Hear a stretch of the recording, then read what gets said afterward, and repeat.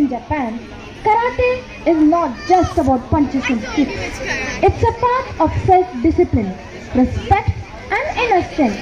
It teaches us balance, not only in movement but in life. Through this demonstration, you will exercise technique, strong stances, sharp movements and the spirit of unity and dedication. Every move has a purpose.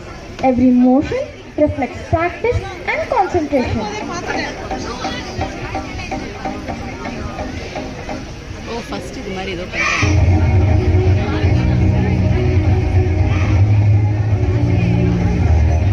அவன் சொன்னா karate பண்ணலன்னு சொன்னான்.